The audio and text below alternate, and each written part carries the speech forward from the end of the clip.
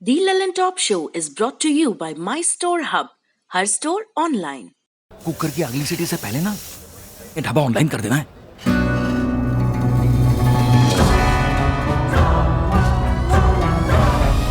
हम हो गए ऑनलाइन। आ गया है माई स्टोर ऐप। ये किसी भी स्टोर को ऑनलाइन करे सिर्फ 15 सेकंड में। माई स्टोर, अब हर स्टोर ऑनलाइन।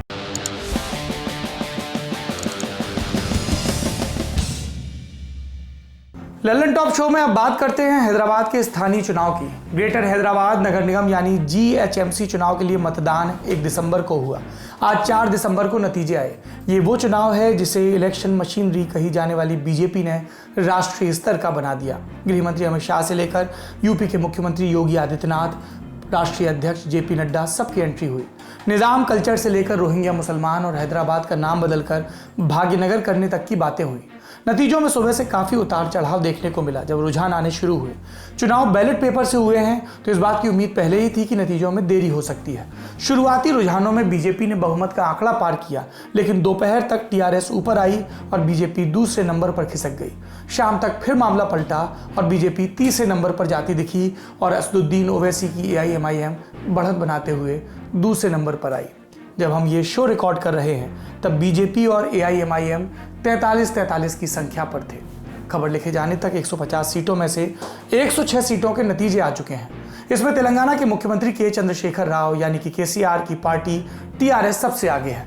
इसने 42 सीटों पर जीत हासिल की। AIMIM 37 और बीजेपी 25 सीटों पर जीत चुकी है और कांग्रेस के खाते में 2। बाकी के रुझानों में बीजेपी और AIMIM में दूसरे और तीसरे नंबर के लिए कांटे की टक्कर दिख रही है। हैदराबाद में मेयर का पद महिला के लिए आरक्षित है और गृह मंत्री अमित शाह ने कहा था कि मेयर पद बीजेपी के खाते में आएगा। नतीजों को देखें तो पिछले चुनाव के मुकाबले बीजेपी बहुत मजबूत स्थिति में आ गई है। उसकी सीटों में कई गुना की बढ़ोतरी हुई है। 2016 के चुनाव में TRS को 150 में 99 वार्ड में जीत मिली थी। AIMIM को 44 में जीत मिली थी। बीजेपी को 4 सीटें मिली थी। कांग्रेस तब भी 2 पर जीती थी। कहा जा रहा है कि यह चुनाव बीजेपी के लिए दक्षिण भारत में कर्नाटक से इतर पकड़ मजबूत करने की दिशा में एक कदम था। कभी बीजेपी को हिंदी पट्टी की पार्टी माना जाता था। हिंदी, हिंदू, हिंदुस्तान जैसे नारे लगते थे और यही नारे पार्टी के लिए दक्षिण भारत में पैर पसारने के लिए बाधा थे। लेकिन ये बीते ज़माने की बात है। दक्षिण भारत के कर्नाटक में 2 बार सरकार बनाने के बाद अब बीजेपी का फोकस तेलंगाना पर है। तेलंगाना के अतिरिक्त तमिलनाडु में पार्टी पहले ही AIADMK के साथ आगे बढ़ चुकी है। आंध्र प्रदेश के मुख्यमंत्री YS जगनमोहन रेड्डी भले NDA का आधिकारिक तौर पर हिस्सा न हो, लेकिन अहम मुद्दों पर संसद में वो बीजेपी का साथ देते हैं। ऐसे में बचता है तेलंगाना।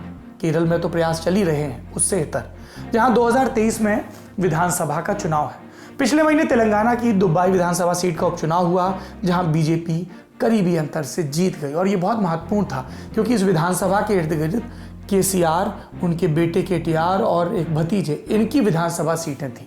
इस जीत के बाद विधानसभा में बीजेपी के विधायकों की संख्या 1 से बढ़कर 2 हो गई। जीत इसलिए भी खास थी क्योंकि यहाँ पर जो राज्य सरकार है उसने अपनी पूरी ताकत झोंक दी थी। तेलंगाना में बीजेपी की मौजूदगी लगातार बढ़ रही है।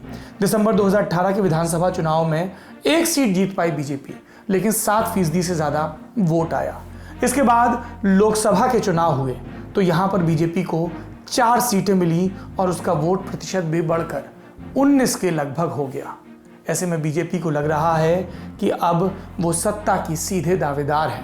भले ही पहले राउंड में उसे प्रतिपक्ष मिले, लेकिन उसके बाद सत्ता आएगी।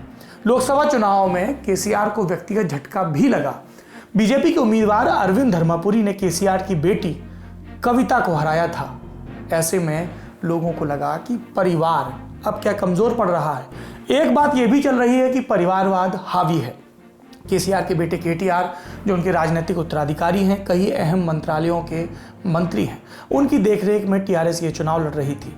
चुनाव के नतीजे जो आ रहे हैं उससे ये स्पष्ट है कि अपने दम पर TRS सत्ता नहीं हासिल कर पाएगी। उसे असदुद्दीन ओवैसी की पार्टी का सहयोग लेना होगा और कई राजनीतिक पंडितों ने कहा कि बीजेपी भी यही चाहती है ताकि वो अपने उस नैरेटिव को आगे बढ़ा सके कि TRS और MIM मिले हुए हैं। अब आप पूछ सकते हैं कि नतीजे तो आ गए, बीजेपी दूसरे या तीसरे नंबर पर आ गई, प्रतिपक्ष में बैठ गई, सीटें खूब बढ़ गई, लेकिन लॉन्ग रन में इसका क्या नतीजा होगा। हमने वरिष्ठ पत्रकार टीएस सुधीर से सवाल पूछा। उन्होंने कहा कि मुख्यमंत्री केसीआर की छवि धार्मिक रुझान वाले व्यक्ति की है। वो अक्सर यज्ञ अनुष्ठान करते देखे जाते हैं, इसलिए उनके खिलाफ हिंदुत्व का कार्ड सफल नहीं हो सकता। यही वजह है कि नगर निगम चुनाव में बीजेपी के तमाम बड़े नेताओं ने अपना फोकस नवाब, निजाम और निजाम शाही पर रखा, जिससे असदुद्दीन ओवैसी की पार्टी को टारगेट किया जा सके। लगातार कहा जा रहा है कि ओवैसी फैक्टर का मजबूत होना बीजेपी के लिए फायदेमंद है, क्योंकि इससे वोटों का ध्रुवीकरण होता है। बिहार चुनाव के बाद इस बात को और मजबूती मिली। कांग्रेस समेत कई दल ओवैसी पर बीजेपी की बी टीम होने और वोट कटवा होने के आरोप लगाते हैं। ओवैसी ने हमेशा इस बात का खंडन किया और कहा कि कई लोगों ने मुस्लिम वोटों को बंधुआ समझ लिया था। टीएस सुधीर के मुताबिक बीजेपी असदुद्दीन ओवैसी को इतना कमजोर नहीं करेगी कि दूसरे राज्यों में ओवैसी फैक्टर निष्प्रभावी हो जाए। तेलंगाना के बाहर ओवैसी फैक्टर कमजोर होने से पश्चिम बंगाल समेत कई राज्यों में बीजेपी की चुनावी संभावनाओं पर असर पड़ सकता है। जाति समीकरण के बिना तो भारत की राजनीतिक चर्चा पूरी नहीं होती, तो उसका भी जिक्र समझ लीजिए। तेलंगाना में सामाजिक बनावट में 4 समुदायों का प्रभुत्व माना जाता है: रेड्डी, कम्मा, कापू और वेलम्मा। वेलम्मा टीआरएस के साथ जुड़े हैं। मुख्यमंत्री केसीआर इसी समुदाय से आते हैं और तेलंगाना में यह धारणा बन रही है कि शासन सत्ता में वेलम्मा समुदाय के लोगों का वर्चस्व स्थापित हो गया है। इसलिए 2023 के विधानसभा चुनाव में बीजेपी इस नैरेटिव को भुना सकती है। रेड्डी समाज को कांग्रेस का परंपरागत वोट माना जाता था, लेकिन कांग्रेस कमजोर होती जा रही है और जी किशन रेड्डी को अमित शाह ने मंत्रिपरिषद में अपना डेप्टी बना रखा है। तो ऐसे में बीजेपी को उम्मीद है कि रेड्डी समुदाय उसकी तरफ आएगा।